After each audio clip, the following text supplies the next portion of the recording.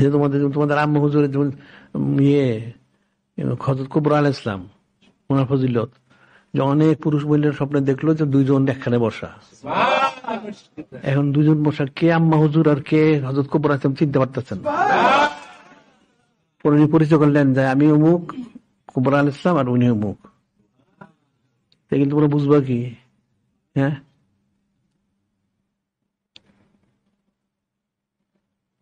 তোমরা দিন দেও না, কেমনে হইব? ওনার তো দিন দিয়ে গেলেন। তোমার জিকির নাই, ফিকির নাই, সোবত নাই, সব দিকে গেলে নানান রকম সমস্যা। এই তোমাদের কিতাব বলি, কিতাব নিয়ে পড়ো, কিতাব নেও না, নানান সুসেরা কিলোকাল শয়তানের রাখরা অন্তরের মধ্যে, কেমনে হবে? হ্যাঁ, সময় দিতে হবে, মাল দিতে হবে, তারপর জান দিবা। এখন তো জান দাও, জান শারীরিক পরিশ্রম করো। এই যেমন সাইজুল মাহফিলের পরিশ্রম আছে, অনেক কিছু কাজ আছে, এটা করো, খেতে হয়ে গেল।